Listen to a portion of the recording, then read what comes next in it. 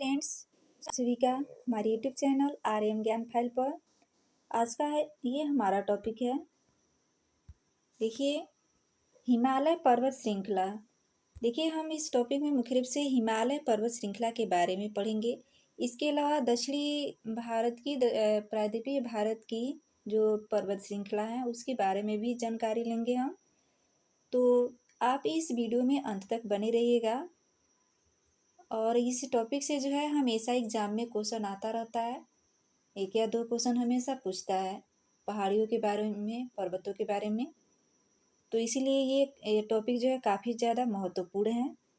तो आप इस वीडियो में अंत तक बने रहिएगा। चैनल पे नए हैं तो चैनल को सब्सक्राइब कर लीजिएगा, बेल आइकन को प्रेस कर लीजिएगा। तो चलिए शुरू करते हैं। फर्स्ट को हमारा ये पहला क्वेश्चन दिया है, हिमालय पर्वत श्रृंखला। देखिए, इसका सामान्य परिचय है हिमालय का। इसका सामान्य परिचय है, हिमालय पर्वत श्रृंखला भारत के उत्तर में एक विशाल पर्वतमाला है। हिमालय पर्वत की ऊंचाई 150 से 400 किलोमीटर तक है।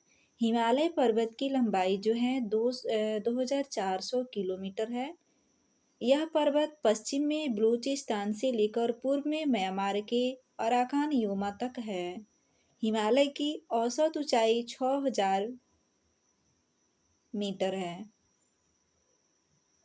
देखिए, ये जो हिमालय पर्वत श्रृंखला है यह भारत के उत्तर में विशाल पर्वतमाला है और इसकी चौड़ाई जो है 150 से 400 किलोमीटर तक है और पूरी लंबाई है इसकी 2400 किलोमीटर। देखिए, आप इसको मैप के माध्यम से जानेंगे तो आपके लिए आसान हो जाएगा।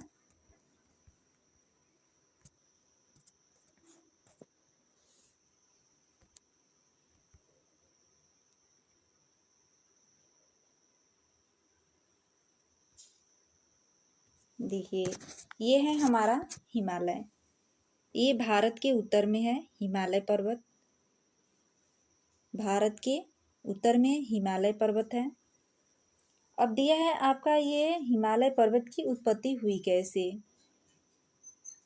तो देखिए, यह जो है विश्व की सबसे ऊंची पर्वत श्रेणी है और इसे वलित पर्वत के नाम से भी जाना जाता है। और ये इसे नदियों के माध्यम से देखा जाए तो यह पश्चिम से पूर्व दिशा में सिंधु नदी से ब्रह्मपुत्र नदी तक फैला हुआ है।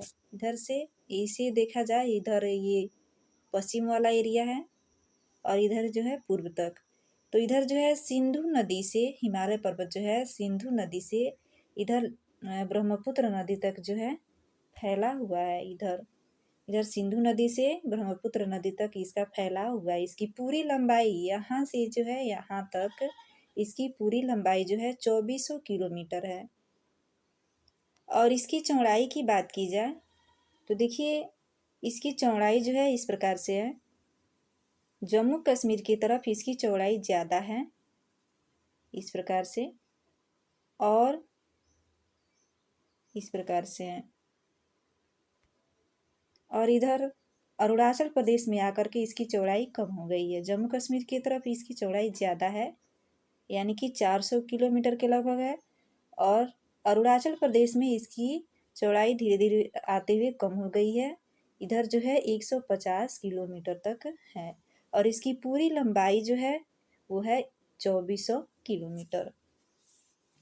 और इसकी ऊंचाई की बात की जाए, जैसे ये हिमालय पर्वत है, इसकी ऊंचाई की बात की जाए तो इसकी ऊंचाई जो है वो है 160 नहीं, क्या दिया था, 6000 मीटर लगभग इसकी जो है ऊंचाई दिया है 6000 मीटर। ठीक है, याद रखेंगे इसको। देखिए, अब बात आती है हिमालय की उत्पत्ति कैसे हुई थी। चलिए हम फिर पीछे चलते हैं। यहाँ पे दिया है आपका हिमालय की उत्पत्ति के बारे में। भूगर्भिक संरचना की दृष्टि से हिमालय एक नवीन पर्वत श्रृंखला है। हिमालय जो है एक नवीन पर्वत श्रृंखला माना जाता है। हिमालय की उत्पत्ति लगभग 11 से 12 करोड़ वर्ष पहले हुआ था। हिमालय पर्वत से पहले यहाँ टेथिस सागर नाम का एक जलीय भूखंड था। यह टेथिस सागर एक उथला सागर था। उत्तरी भाग अंगारा लैंड व दक्षिणी भाग गोंडवाना लैंड नामक भूखंड तथा बीच में टेथिस सागर था। दक्षिण का गोंडवाना लैंड धीरे धीरे उत्तर की ओर खिसकता हुआ अंगारा लैंड से टकरा गया और बलन या मोड़ पड़ने लगे, जिससे हिमालय की उत्पत्ति हुई। देखिए, भूगर्भिक संरचना की दृष्टि से ये माना जाता है कि हिमालय जो है एक नवीन पर्वत श्रृंखला है। इसकी उत्पत्ति लगभग 11 से 12 करोड़ वर्ष पहले हुआ था। देखिए, सबसे पहले जो है यहाँ पे टेथिस सागर नाम का एक जलीय भूखंड, देखिए जितने भी महासागर है सभी आपस में पहले जुड़े हुए थे। टेथिस सागर नाम का जो है एक पहले जलीय भूखंड था और यह जो है पूरी तरह से जल से भरा हुआ था, उथला जलीय सागर था। और इसका जो है दक्षिणी भाग इसको कहा जाता था गोंडवाना। दक्षिणी भाग गोंडवाना लैंड कहलाता था और उत्तरी भाग जो है अंगारा लैंड। तो इस प्रकार से जो हमारा भारत है उसका दक्षिणी भाग गोंडवाना लैंड का ही है।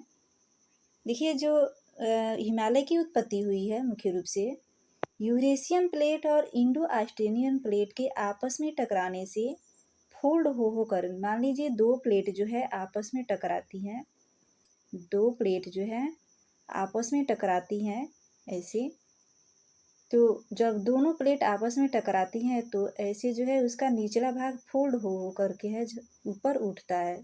इस प्रकार से फोल्ड होकर ऊपर उठता है। तो इसी प्रकार से दोनों प्लेटों को जो है आपस में टकराने से जो फोल्ड होकर के ऊपर उठता है, ऊपर उठा हुआ भाग वही हिमालय है। इस प्रकार से हिमालय का निर्माण हुआ है।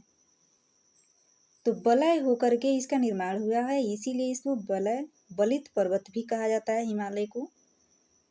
जो देखिए भारत का जो दक्षिणी वाला हिस्सा है, देखिए जो हमारा भारत है, जो दक्षिणी वाला हिस्सा है ये वाला, ये जो है बहुत ही पुराना है, बट हिमालय की उत्पत्ति जो है नवीन मानी जाती है। ये वाला हिस्सा जो है बहुत ही पुराना है, परंतु जो हिमालय पर्वत है भारत के उत्तर में, इसको जो है नवीन मानी जाती है। देखिए, हिमालय को जो है मुख्य रूप से हम 3 स्ट्रक्चर में पढ़ेंगे, ट्रांस हिमालय, हिमालय या पूर्वांचल हिमालय, 3 इसका स्ट्रक्चर में हम लोग पढ़ेंगे। ठीक है, तो चलिए आगे बढ़ते हैं। सबसे पहले हम लोग पढ़ते हैं हिमालय पर्वत श्रृंखला का वर्गीकरण। भौगोलिक दृष्टि से हिमालय का वर्गीकरण जो है किस प्रकार से किया गया है। देखिए, सबसे पहले इसको पढ़ेंगे हम, भौगोलिक दृष्टि से हिमालय का वर्गीकरण।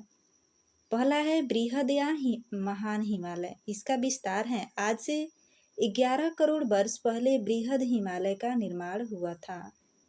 इसका विस्तार पश्चिम सिंधु नदी से पूर्व में ब्रह्मपुत्र नदी के मोड़ तक है। इसकी चौड़ाई है लगभग 150 किलोमीटर। इसकी चौड़ाई जो है लगभग 150 किलोमीटर है, बृहद या महान हिमालय की। तो देखिए मैप की तरफ चलते हैं। देखिए यहाँ चित्र में आप देख सकते हैं, ये 3 जो स्ट्रक्चर दिया है, यहाँ पे ऊपर वाला जो ये हिस्सा है ये है महान या बृहद हिमालय। यही जो है सबसे ऊपरी वाला और सबसे उत्तरी हिस्सा है। यह पश्चिम से पूर्व तक निरंतर है, यानी कि ये जो है लगातार है। यह पश्चिम से पूर्व की तरफ जो है ये लगातार है। इस प्रकार से ये जो है लगातार है। इसको पार करने के लिए दर्रे हैं, दर्रों के माध्यम से जो है इसको पार किया जाता है। पश्चिम में नंगा पर्वत है, पश्चिम में जो है इधर यहाँ पर नंगा पर्वत है और पूर्व में यहाँ पे है आपका नामचा बरुआ पर्वत। नंगा पर्वत की ऊंचाई जो है 8,124 मीटर है और नामचा बरुआ पर्वत की ऊंचाई जो है 7,756 मीटर है। इसको भी याद रखेंगे। इसी में गंगोत्री यमुनोत्री हिमानियाँ हैं। गंगोत्री यमुनोत्री हिमानियाँ यहीं पर है, यहीं से जो है निकलती है गंगा नदी।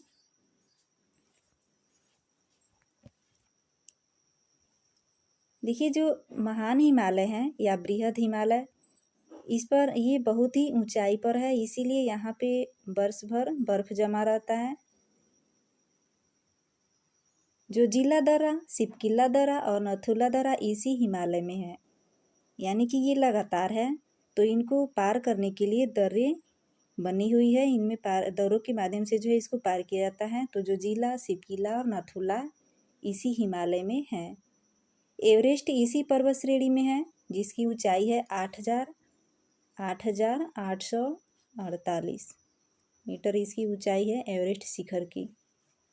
कंचनजंगा भारत में हिमालय का सर्वोच्च शिखर है, इसकी ऊंचाई है 8,598 मीटर कंचनजंगा की। ठीक है, इसको याद रखेंगे। अब हम लोग पढ़ लिए महान हिमालय के बारे में। जो सबसे उत्तरी वाला हिस्सा है, सबसे ऊपरी वाला या उत्तर का हिस्सा जो है, इसको कहा जाता है बृहद या महान हिमालय। अब आगे बढ़ते हैं।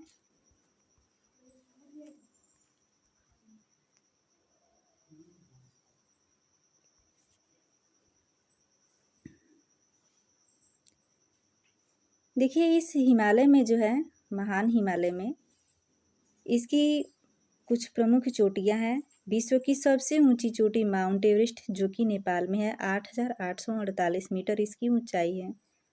गौरी शंकर चोटी है, ये भी नेपाल में है, 7,134 मीटर है। कंचनजंगा पर्वत ये भारत में है, इसकी ऊंचाई है 8,598 मीटर। देखिए जो भारत की हिमालय की यदि पर्वत, सबसे ऊंची पर्वत का नाम पूछे तो वो है कंचनजंगा। ठीक है, हिमालय भारत की, यदि हिमालय की सबसे ऊंची चोटी का नाम पूछता है तो वो है कंचनजंगा। और भारत की सबसे ऊंची चोटी का नाम पूछे तो वो है K2 गाडविन आस्टीन। इसको भी ध्यान रखेंगे। अब है धौलागिरी, ये भी नेपाल में है, 8,172 मीटर इसकी ऊंचाई है। नंगा पर्वत है, 8,126 मीटर इसकी ऊंचाई है। इन सभी पहाड़ियों की ऊंचाइयों को भी याद रखेंगे।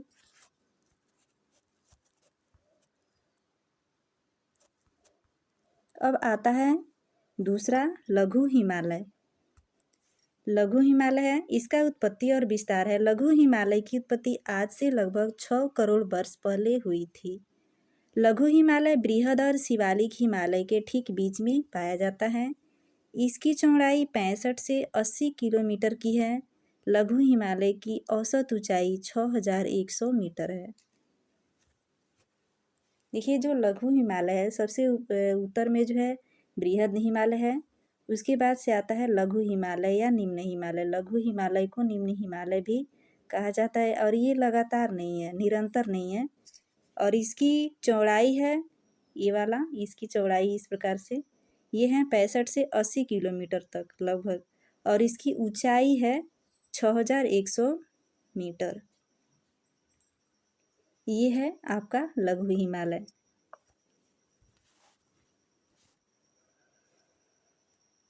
तो देखिए इसमें कुछ प्रमुख इसकी चोटियां हैं। कश्मीर की पीर पंजाल श्रेणी इसी में है। हिमालय की धौलाधार श्रेणी इसी में है, और मसूरी श्रेणी आदि इसी हिमालय में पाई जाती है, यानी कि लघु हिमालय या निम्न हिमालय में ही पाई जाती है।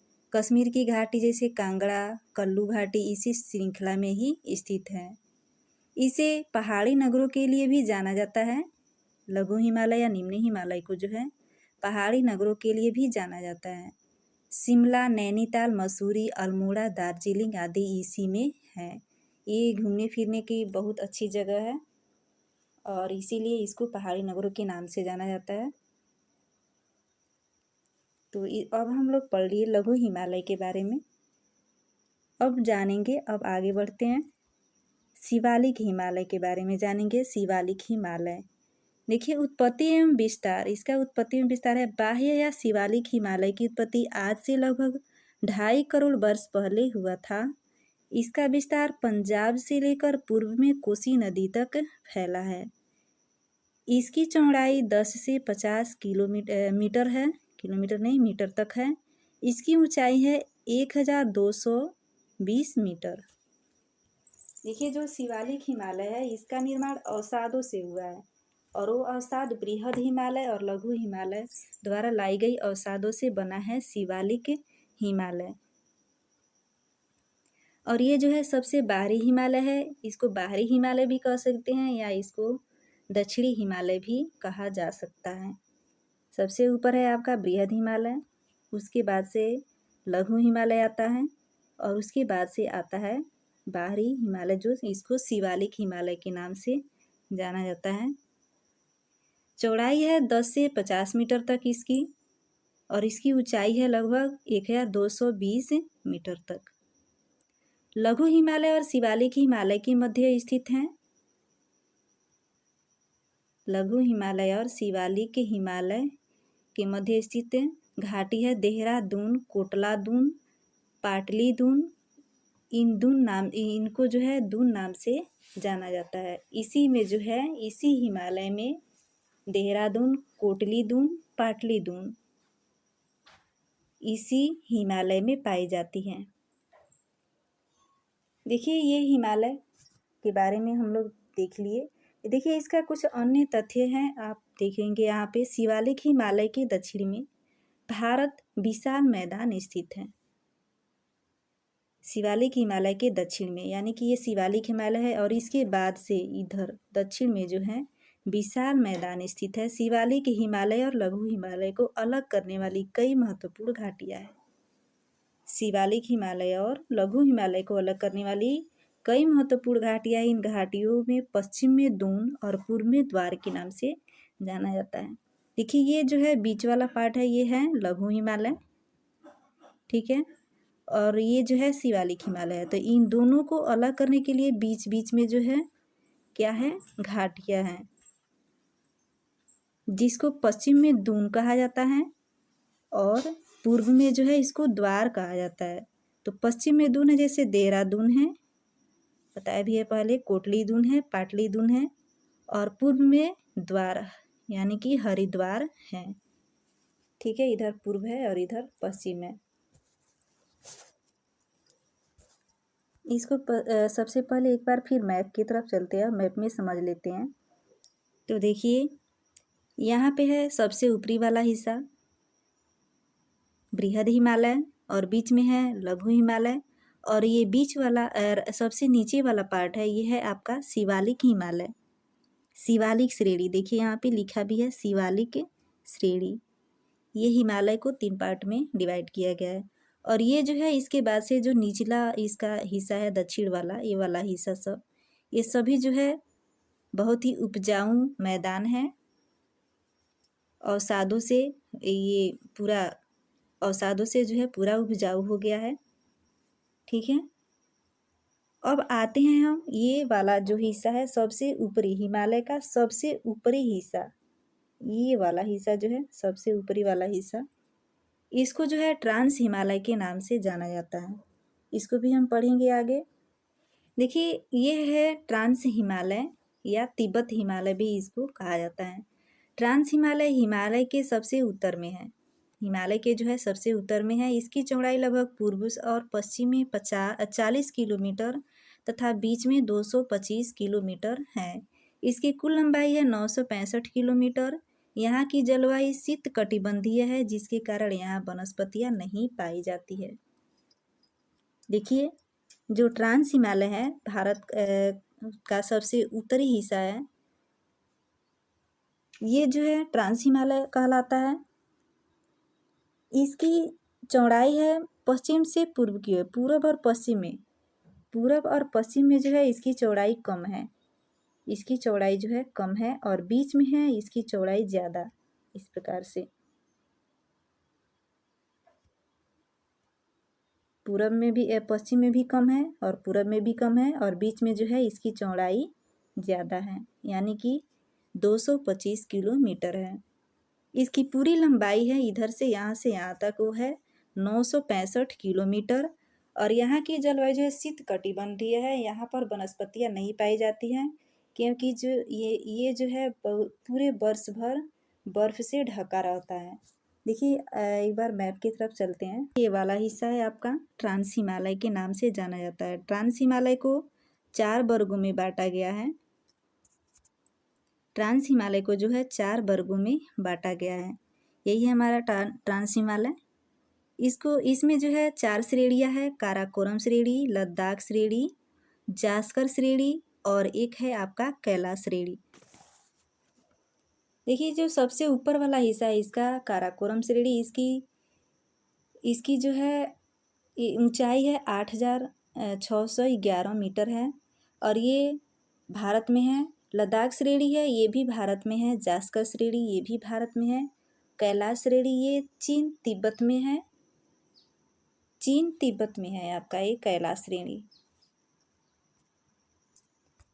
चीन तिब्बत में है और ये मानसरोवर झील के पास है। कैलाश श्रेणी जो है मानसरोवर झील के पास है आपका, यहाँ पे मानसरोवर झील है और मानसरोवर झील से ही सिंधु नदी निकलती है, सतलज नदी निकलती है। ठीक है, इसको भी याद रखेंगे। तो इस प्रकार से हम लोग पढ़ लिए हिमालय के बारे में, हिमालय की पर्वत और पहाड़ियों के बारे में। हिमालय के जो है 3 पार्ट में बांटा गया है। तो देखिए हिमालय को 3 पार्ट में बांटा गया है। बृहद या महान हिमालय, और दूसरा है लघु या निम्न हिमालय, और तीसरा है आपका सबसे आखिरी या उत्तरी वाला हिस्सा। ये जो वाला हिस्सा है सबसे निचली हिस्सा, उत्तरी नहीं दक्षिणी वाला हिस्सा, तो इसको कहा जाता है शिवालिक हिमालय।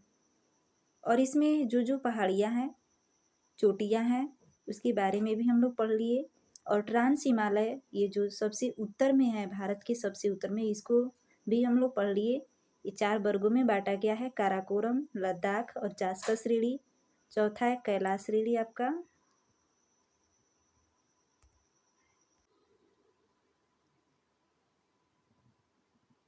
काराकोरम श्रेणी, लद्दाख श्रेणी, जास्कर श्रेणी और कैलाश श्रेणी। तो कैलाश श्रेणी जो है ये चीन तिब्बत में है, मानसरोवर झील के पास, और काराकोरम, लद्दाख और जास्कर ये जो है भारत में स्थित है।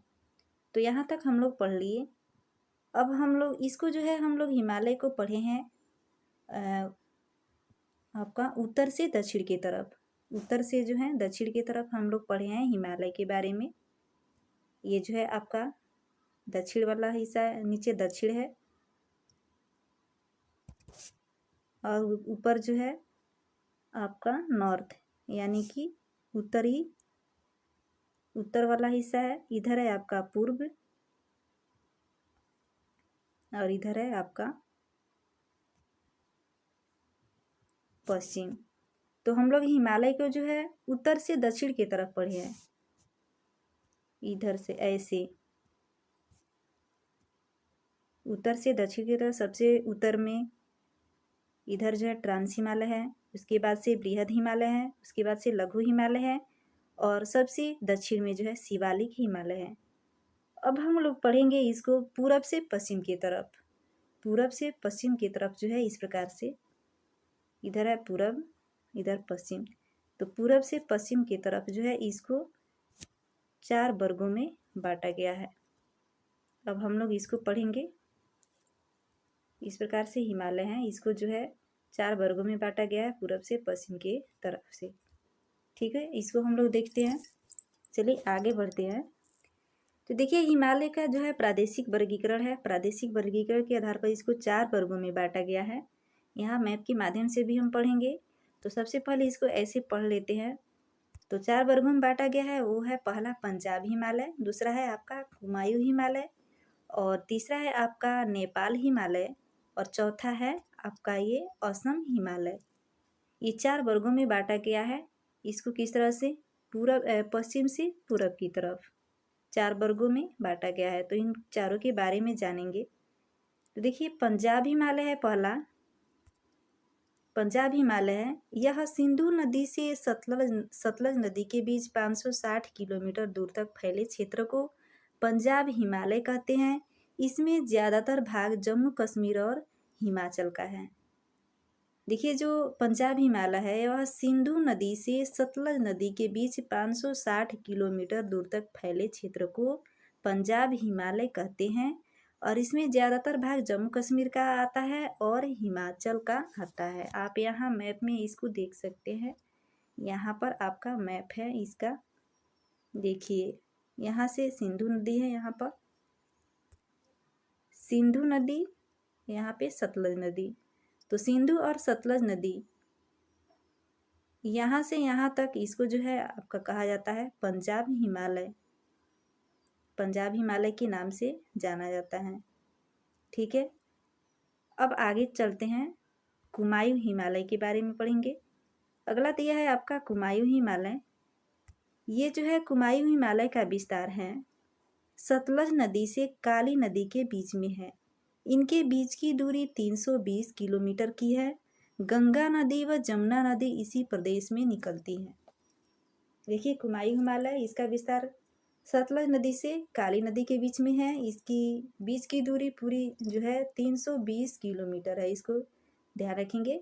और गंगा नदी जमुना नदी इसी प्रदेश से जो है निकलती है। अगला दिया है नेपाल हिमालय। काली नदी से तीस्ता नदी के बीच 800 किलोमीटर क्षेत्र में फैले भाग को नेपाल हिमालय कहते हैं। इस भाग विश्व की सबसे ऊंची चोटी मिलती है। इसी भाग में जो है विश्व की सबसे ऊंची चोटी मिलती है नेपाल हिमालय में ही। और नेपाल हिमालय कहाँ से कहाँ तक है, तो काली नदी से तीस्ता नदी के बीच 800 किलोमीटर क्षेत्र तक यह जो है फैला हुआ है। काली नदी से तीस्ता नदी के बीच 800 किलोमीटर क्षेत्र तक फैले भाग को नेपाल हिमालय के नाम से जाना जाता है। चौथा दिया है आपका असम हिमालय। तीस्ता नदी से दिहांग नदी के मध्य 720 किलोमीटर की दूरी में फैले हुए भाग को असम हिमालय कहा जाता है। यहाँ का क्षेत्र पहाड़ी और वनाच्छादित है, यानी कि पहाड़ी और वन से ढका हुआ है असम हिमालय। देखिए यह तीस्ता नदी से दिहांग नदी के मध्य है। दिहांग नदी को ब्रह्मपुत्र नदी के नाम से भी जाना जाता है भाग। ठीक है, दिहांग नदी या ब्रह्मपुत्र नदी, इसको सांगपो नदी के नाम से भी जाना जाता है, ब्रह्मपुत्र नदी। मैप में देखिए,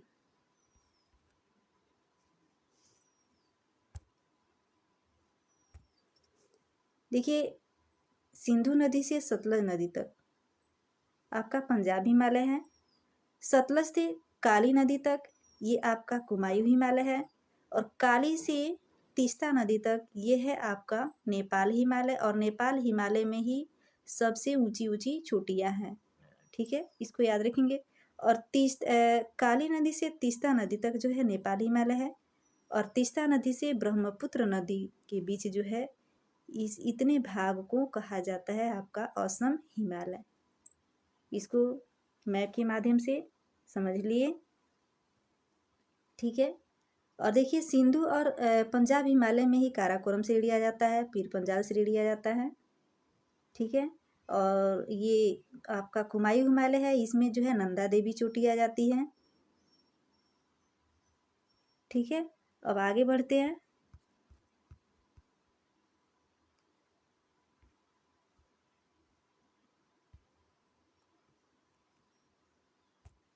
देखिए हिमालय पर्वत श्रृंखला के ग्लेशियर है। देखिए हिमालय पर्वत जो है बहुत ही ऊंचा पर्वत है। विश्व की सबसे ऊंचा पर्वत जो है हिमालय ही है। और हिमालय में भी बृहद हिमालय सबसे ऊंचा हिमालय है। तो ये जो है हमेशा ग्लेशियर यानी कि बर्फ से ढका रहता है। और इसमें कुछ ग्लेशियर का नाम भी है, जैसे ससाइनी ग्लेशियर है, 157 किलोमीटर इसकी ऊंचाई है। हिस्पर ग्लेशियर है, 61 किलोमीटर इसकी ऊंचाई है। बातूरा 57 किलोमीटर। बल्टोरा 57 किलोमीटर ऊंचाई है इसकी। बियाफो 59 किलोमीटर। सियाचिन ग्लेशियर ये जो है 72 किलोमीटर इसकी ऊंचाई है।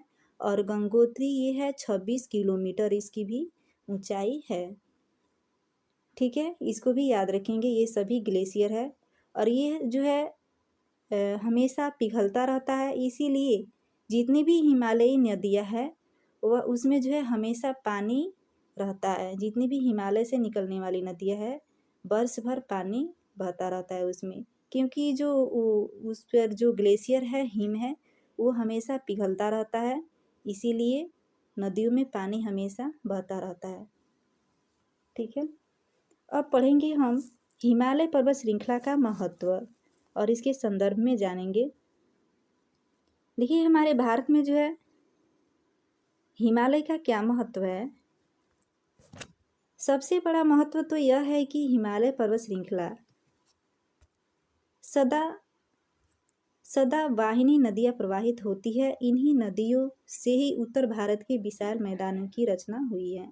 जो उत्तर भारत में जो विशाल मैदान है यह जो है हिमालय पर्वत श्रृंखला से निकलने वाली नदियों से ही बनी हुई है। हिमालय उत्तर यानी कि मुख्य रूप से साइबेरिया से आने वाली शीतल हवाओं से भारत की रक्षा करता है। हिमालय विभिन्न तरह की वनस्पतियां व जड़ी बूटियां हिमालय में पाई जाती है और जो मानव और अन्य जीव जंतुओं के लिए लाभदायक है। हिमालय में कई तरह के खनिज पाए जाते हैं। मुख्यतः चूना पत्थर, क्वार्ट्ज, स्लेट आदि पाए जाते हैं। हिमालय धार्मिक, सांस्कृतिक और पर्यटन की दृष्टि से भी काफ़ी महत्वपूर्ण है। तो हम लोग हिमालय के बारे में पढ़ लिए, हिमालय की चोटियों के बारे में, और उसके बाद से और भी है इसमें कुछ चोटियाँ हैं भारत में, जैसे अरावली पर्वत श्रृंखला है। यहाँ इसको जो है हम मैप में देखेंगे। ये जो है अरावली पर्वत श्रृंखला है आपका, ये जो है यह गुजरात, राजस्थान, हरियाणा और दिल्ली में छोटी छोटी पहाड़ियों के रूप में पाया जाता है। ये जो है गुजरात से शुरू होती है, ये जो है आपका गुजरात वाला एरिया है। राजस्थान और हरियाणा से होते हुए दिल्ली में जो है छोटी छोटी पहाड़ियों के रूप में ये ख़त्म हो जाती है। अरावली पर्वत श्रृंखला ये भी बहुत ही महत्वपूर्ण है। इससे जो है एग्जाम में क्वेश्चन पूछता है अरावली पर्वत से। ये भी प्राचीन पर्वत श्रेणियों में आता है। अरावली पर्वत का ज़्यादातर भाग जो है राजस्थान में पाया जाता है। अरावली पर्वत की सबसे ऊंची चोटी जो है गुरु शिखर है, जिसकी ऊंचाई है 1722 मीटर। गुरु शिखर जो राजस्थान के माउंट आबू में है। अरावली पर्वत श्रृंखला की सबसे ऊंची चोटी है गुरु शिखर, यहाँ पे आपका राजस्थान में पाई जाती है। राजस्थान के माउंट आबू में पाया जाता है। ये मोस्ट इम्पोर्टेंट है, इसको आप लिख लेंगे। ये जो है अक्सर हमेशा एग्जाम में पूछता है, ठीक है। मोस्ट इम्पोर्टेंट क्वेश्चन है ये। अरावली पर्वत की सबसे ऊंची चोटी का नाम बताइए, तो वो है गुरु शिखर। तो वो कहाँ पाया जाता है, तो माउंट आबू में है। राजस्थान के माउंट आबू में पाया जाता है, ठीक है। इसको भी याद रखेंगे। अब आगे बढ़ते हैं। विंध्याचल और सतपुड़ा पर्वत श्रेणी के बारे में हम लोग कुछ जानकारी ले लेते हैं यहाँ से। अब है आपका ये विंध्याचल पर्वत और ये सतपुड़ा। देखिए विंध्याचल पर्वत श्रृंखला के बारे में सबसे पहले जानेंगे। यह गुजरात, मध्य प्रदेश, उत्तर प्रदेश, झारखंड में फैली हुई है। ये जो आपका विंध्याचल पर्वत श्रेणी है, ये जो है गुजरात, मध्य प्रदेश, उत्तर प्रदेश, झारखंड में फैली हुई है। मध्य प्रदेश और उत्तर प्रदेश में फैले हिस्से को भारनेर की पहाड़ी के नाम से जाना जाता है। विंध्याचल पर्वत श्रेणी का जो हिस्सा मध्य प्रदेश और यूपी में है, उसको जो है भारनेर की पहाड़ी के नाम से जाना जाता है। और इसकी अन्य और भी पहाड़ियाँ हैं, जैसे कैमूर की पहाड़ी और पारसनाथ की पहाड़ी। और पारसनाथ की पहाड़ी जो है जैन मंदिर के लिए प्रसिद्ध है, ठीक है। इसको याद रख, ठीक है। तो और उसके बाद से आता है आपका सतपुड़ा पर्वत श्रेणी। देखिए ये सतपुड़ा पर्वत श्रेणी जो है विंध्याचल और सतपुड़ा पर्वत श्रेणी के मध्य जो है नर्मदा नदी निकलती है, नर्मदा नदी बहती है। और उसके नीचे जो है और उसके नीचे बहती है आपकी ताप्ती नदी। सतपुड़ा के नीचे ताप्ती नदी बहती है, इसको भी याद रखेंगे। देखिए सतपुड़ा पर्वत को जो है ब्लैक माउंटेन के नाम से जाना जाता है। सतपुड़ा पर्वत को, यहाँ जो आपका सतपुड़ा पर्वत है, इसको ब्लैक माउंटेन के नाम से भी जाना जाता है, ठीक है। इसमें और भी दिया है आपका पश्चिमी घाट और पूर्वी घाट। ये जो है आपका पश्चिमी घाट है और इधर है आपका पूर्वी घाट। तो देखिए पूर्वी घाट जो है लगातार नहीं है और पश्चिमी घाट आपका लगातार है। और इनको पार करने के लिए दर्रे हैं। जैसे मुंबई से नासिक जाना हो तो उसके लिए पार करने के लिए, इन पहाड़ियों को पार करने के लिए दर्रे बनी हुई है, दर्रे के माध्यम से जो है इसको पार किया जाता है। तो अब हम पश्चिमी घाट और पूर्वी के घाट के बारे में भी कुछ जानकारी ले लेते हैं। जैसे पश्चिमी घाट है, इसको सह्याद्री के नाम से भी जाना जाता है, इसको सह्याद्री भी कहा जाता है। यह लगातार है, देखिए यह जो है आपका पश्चिमी घाट लगातार है, ठीक है। उत्तर से दक्षिण की ओर इसकी ऊंचाई बढ़ती जाती है। उत्तर की तरफ इसकी ऊंचाई कम है और दक्षिण की तरफ इसकी ऊंचाई ज़्यादा है। जो पश्चिमी घाट है इसकी ऊंचाई उत्तर की तरफ यानी कि इधर इस वाले एरिया में इसकी ऊंचाई कम है, और जैसे जैसे ये दक्षिण की तरफ बढ़ते हैं इसकी ऊंचाई जो है बढ़ती जाती है। पश्चिमी घाट से ही महानदी, कृष्णा नदी, कावेरी नदी और गोदावरी नदी पूर्व की ओर बढ़ती है। इस इधर देखिए आपका जो ये भारत है, पश्चिमी घाट और पूर्वी घाट है, तो पश्चिमी घाट आपका थोड़ा सा ऊंचा है और ये पूर्वी घाट जो है थोड़ा सा स्लैब की तरफ है, थोड़ा सा ढाल है। तो इसीलिए जो जितनी भी दक्षिण भारत की जितनी भी बड़ी नदियां हैं, जैसे महानदी है, कृष्णा नदी है, कावेरी नदी है, गोदावरी नदी है, ये सभी नदियां जो हैं ये सभी पश्चिम से पूर्व की ओर बहती है। ऐसे इस तरफ से पश्चिम से पूर्व की ओर ही बहती हैं। इसीलिए ये वाला जो एरिया है आपका पूर्वी घाट, ये लगातार नहीं है, क्योंकि इसको जो है नदियों ने ही काट दिया है, इसीलिए ये लगातार नहीं है, ठीक है। अब हम लोग जान लेते हैं पश्चिमी घाट और पूर्वी घाट। ये जो है आपका पश्चिमी घाट, इधर से आपका पूर्वी घाट, ये जो है आकर के यहाँ पे मिल जाते हैं। तो जहाँ पे ये मिलते हैं इसको कहा जाता है नीलगिरी की पहाड़ियाँ। यहाँ पे आकर के ये मिल जाते हैं, नीलगिरी की पहाड़ियों के नाम से जाना जाता है, ठीक है। पश्चिमी घाट को 3 भागों में बांटा गया है, और कौन कौन से है? उत्तरी सह्याद्री, मध्य सह्याद्री और दक्षिणी सह्याद्री। 3 पार्ट में इसको बांट दिया गया है। ये आपका पश्चिमी घाट है, इसको 3 पार्ट में बांट दिया गया है। ये है आपका उत्तरी सह्याद्री, बीच में है आपका मध्य सह्याद्री, और सबसे नीचे है आपका ये, इसको कहा जाता है दक्षिणी सह्याद्री। इसको भी जान लेते हैं। तो देखिए पश्चिमी घाट की जो है सबसे ऊंची चोटी है वो है अन्नामलाई पहाड़ियों में अन्नाई मुड्डी है। पश्चिमी घाट की यदि सबसे ऊंची चोटी का नाम पूछे तो वो है अन्नामलाई, ठीक है। पश्चिमी घाट की सबसे ऊंची चोटी है अन्नामलाई, और अन्नामलाई में जो है अन्नाई मुड्डी है, वो है आपका सबसे ऊंची चोटी, उसकी ऊंचाई है 2695 मीटर। पश्चिमी घाट और पूर्वी घाट जहाँ मिलते हैं नीलगिरी पहाड़ी कहलाती हैं, और नीलगिरी पहाड़ी की सबसे ऊंची चोटी है डोडा बेटा, जो दक्षिण भारत की दूसरी सबसे ऊंची चोटी है। देखिए यहाँ पे जो है पश्चिमी घाट और पूर्वी घाट जो आपस में मिलते हैं, यहाँ पर नीलगिरी की पहाड़ी पर मिलते हैं दोनों, तो इसको नीलगिरी की पहाड़ी कहा जाता है।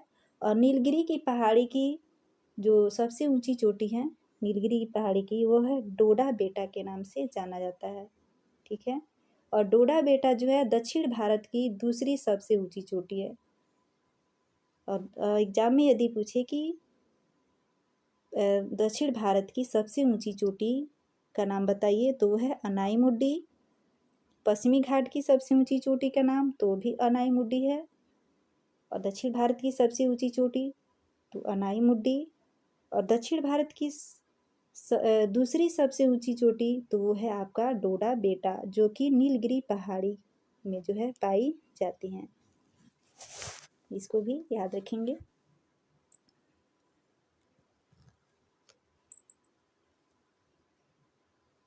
देखिए दक्षिणी सह्याद्री में 3 पहाड़ियाँ हैं, जो पश्चिमी घाट को 3 पार्ट में बांटा गया था। 3 पार्ट में बांटा गया था, उत्तरी सह्याद्री, मध्य सह्याद्री और दक्षिणी सह्याद्री। तो देखिए जो दक्षिणी सह्याद्री है आपका, इसमें 3 पहाड़ियाँ हैं, अन्नामलाई, दूसरा है पालने की पहाड़ियाँ, और तीसरा है कार्डेमम। कार्डेमम ये दक्षिण भारत की सबसे दक्षिणी पहाड़ी है, सबसे दक्षिण में जो है यही पहाड़ी है कार्डमम। ठीक है, इसको भी याद रखेंगे, ये भी मोस्ट इम्पोर्टेंट है। ये भी एग्जाम में पूछ सकता है कि दक्षिण भारत की सबसे दक्षिण में कौन सी पहाड़ी है, तो वो है कार्डमम। कार्डमम। यहाँ पे इलायची की खेती सबसे अधिक होती है, इसीलिए उसी के नाम से इसको, इस पहाड़ी का नाम रख दिया गया है कार्डमम। ठीक है, और अन्नामलाई, अन्नामलाई भी इसकी पहाड़ियाँ है, और अन्नामलाई की सबसे ऊंची चोटी है अनाई मुड्डी।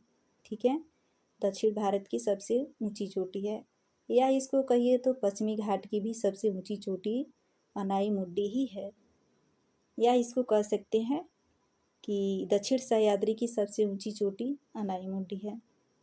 और दक्षिण भारत की दूसरी सबसे ऊंची चोटी वो है आपका डोडा बेटा। तो डोडा बेटा कहाँ है, ये है नीलगिरी पहाड़ी पर। ठीक है, तो उम्मीद है कि आपको हमारा ये टॉपिक आपको बहुत ही पसंद आया होगा।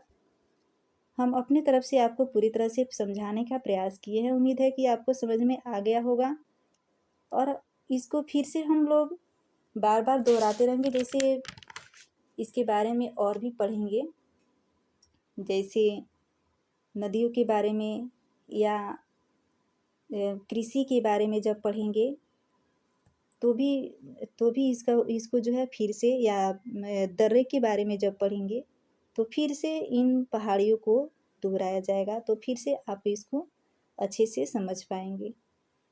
तो यहीं पे हम जो है इस वीडियो को समाप्त करते हैं, और उम्मीद है कि आपको पसंद आई होगी। पसंद आई हो तो प्लीज़ हमारे चैनल को सब्सक्राइब कर लीजिए। मिलते हैं नेक्स्ट वीडियो में, तब तक के लिए आप धन्यवाद।